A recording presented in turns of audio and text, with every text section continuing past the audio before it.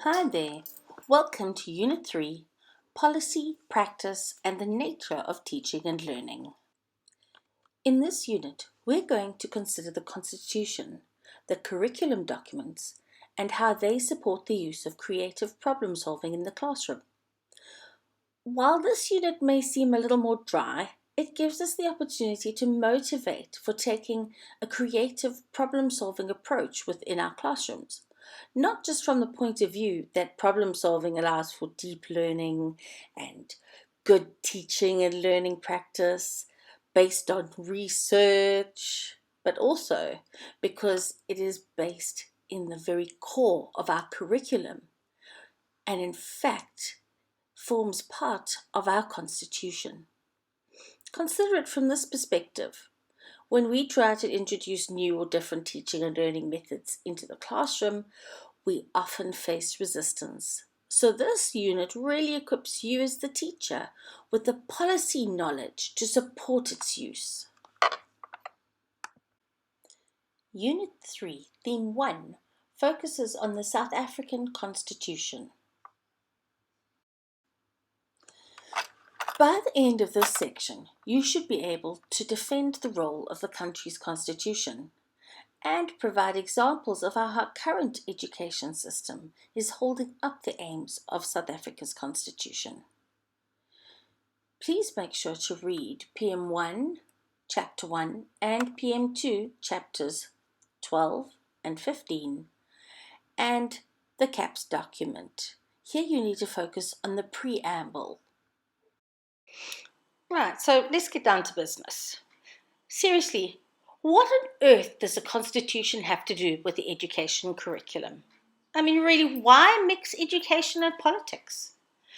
Well, if we look back, history actually shows us that rulers, governments, and churches have always used education as a tool to create the type of society that follows the laws of the land, or the laws they've imposed. If you think that in medieval society, only the nobility even learned to read because education is power. The best way to suppress the masses was for them to remain illiterate and unable to make decisions about their own lives. Those who became educated actually began to engage in critical thinking and question that status quo. In 1990, our President Nelson Mandela said, "Education is the most powerful weapon which you can use to change the world."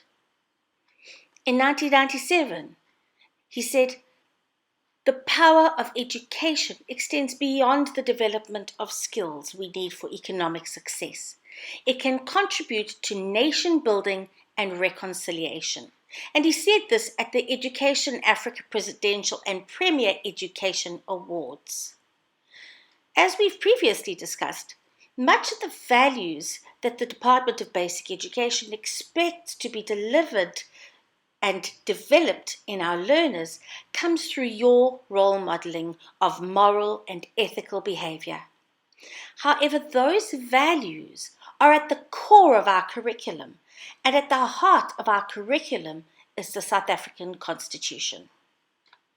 Minister Angie Motshekga's introduction to the curriculum documents includes these statements taken directly from the preamble of the Constitution.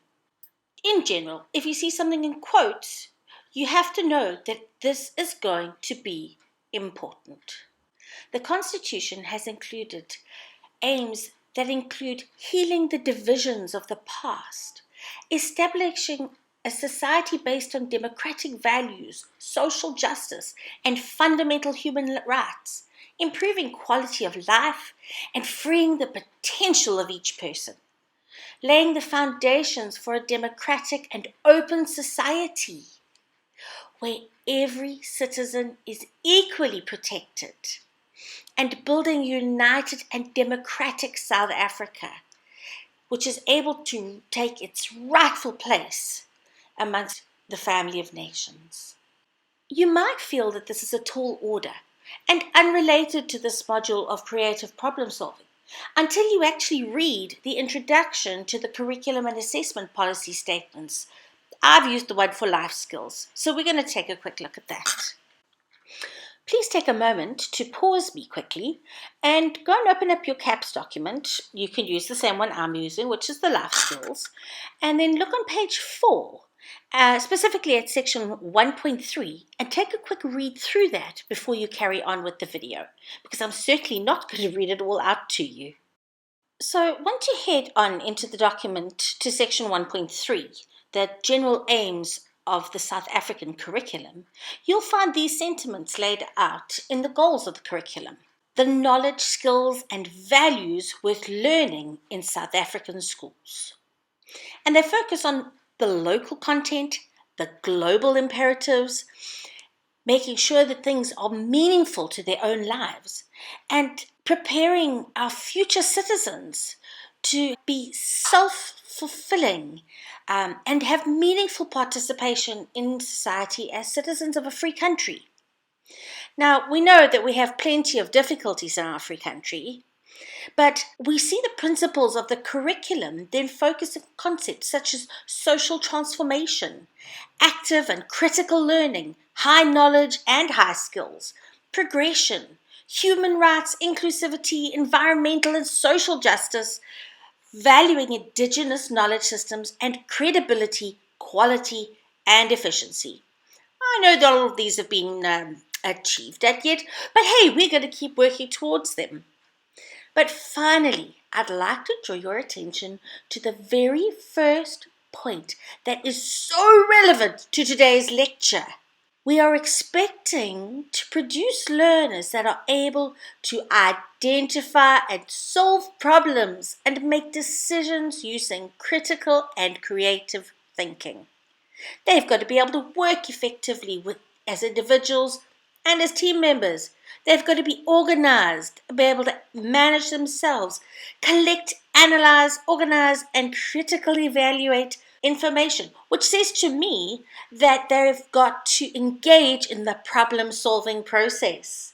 They need to communicate effectively, and they need to show responsibility towards the environment and the health of others. Now, that's quite interesting to me, because what it says to me there is that those are the areas where we need to focus our problem solving.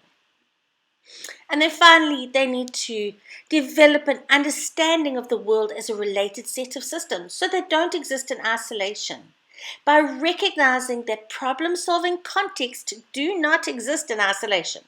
I mean, I couldn't say more about how important problem-solving and creativity are in our curriculum. So you can see here that the characteristics of creativity and problem solving are underpinned by our Constitution and are laid out in black and white for all to see. While not really the focus of this lecture, I would like to point out that right there in the introduction, inclusion in education is laid out, which personally I think may focus our attention as teachers on how our teachers need to engage in creativity and problem solving themselves. Your lecturer will discuss this with you in greater detail, and you'll work through the activities to get a deeper understanding of how our Constitution underpins our curriculum.